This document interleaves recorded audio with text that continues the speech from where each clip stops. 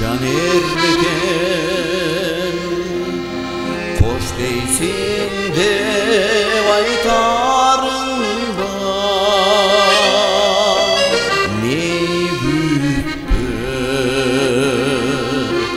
ne isteren ay sarında caş gezlerden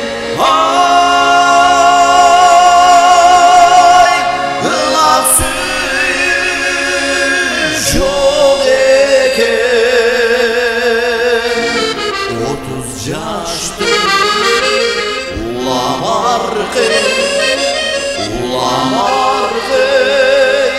canına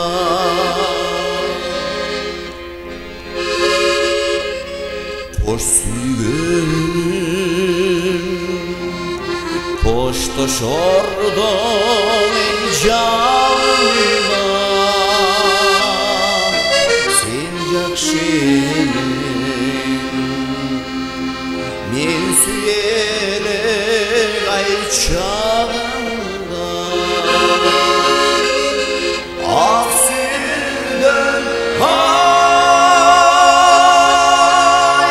göl kavun göreken 30 yaşta ulamar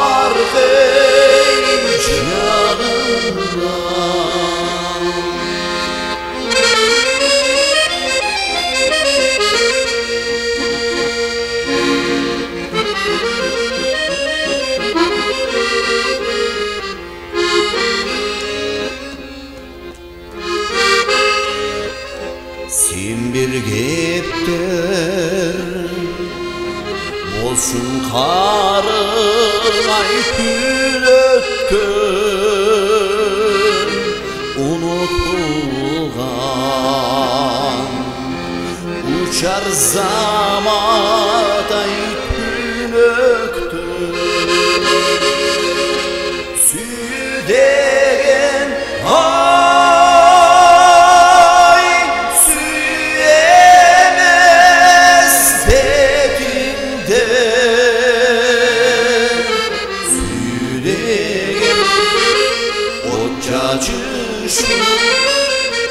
çağçışın ay yürekte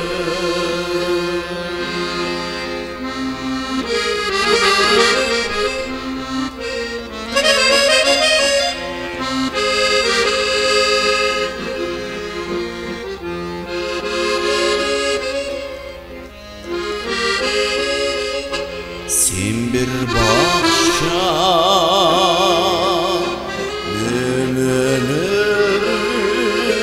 gelişken min cürbünçü o stigen al cemişte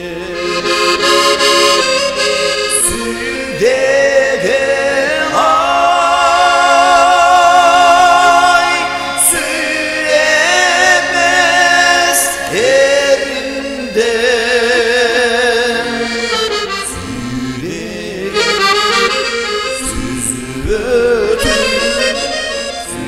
süzübötün ay denizde südegen ay süyemez betinde